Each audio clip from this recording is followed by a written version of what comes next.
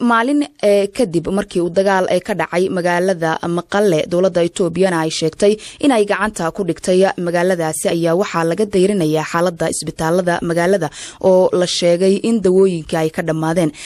baabuur ambalaas ah oo ay leedahay hay'adda Laanqayrta bisha cas ayaa halkaasi ka soo daadgureynaysi dhaawacyada waxaana la geeyay isbitaalka guud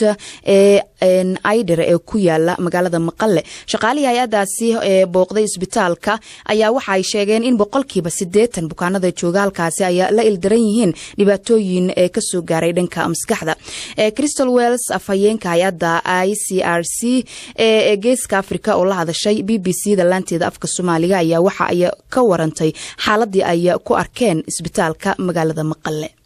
Our team was able to visit a hospital yesterday. kooxdana shalay waxa uu suura gashay inay booqdaan isbitaalka Maqale waxayna la fajaceen tirada dadka ay dhaawacyada ka soo gaareen dagaalada waxay qiyaasayaan in 80% dadka isbitaalka jooga ay yihiin kuwa ay soo gaareen dhibaato maskaxeed sidoo kale isbitaalada waxa aad ugu yar waxyaabaha asaasiga sida xanuun baabiyaha iyo injirka gacmaha la gashado ee loo yaqaan gloveska taasi oo adkeynaysa in la tacaalo dadka dhaawaca ah ee ku soo qulqulay isbitaalka isla isbitaalkaasi ma leh boorsooyinka lagu dadka meedka waana midaasi tan walaac inagu haysta imika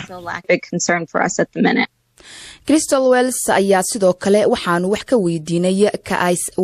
ICRC ahaan iyaga waxa ay dadkaasi ku caawinayaan waxayna ku jawaabtay Our partner, the Ethiopian Red Cross Society, has been able to... hay'addan bahwadaagtanahay ee dalka Itoobiya ee Laanqayrta bisha cas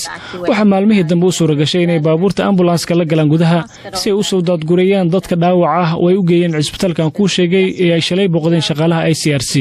waxaynu la hadlaynaa oo aynu la shaqaynaynaa dawladda sidii dawlad loo gaarsiin lahaa isbitaalka Maqale balse tan iyo markii ay bilaabatay xiisadda waxa meesha ka baxday isgaarsiinta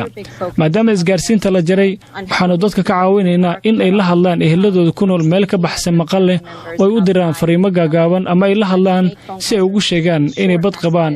marka laga hadlayo gargaarka bani'aadanimo in la eego kaliya ma ahan raashinka biyaha dawada iyo hoyga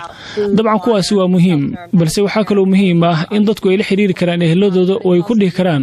way kan waa nabad qaba oo halkaas ayaan joogaa I am safe I am okay here's where I am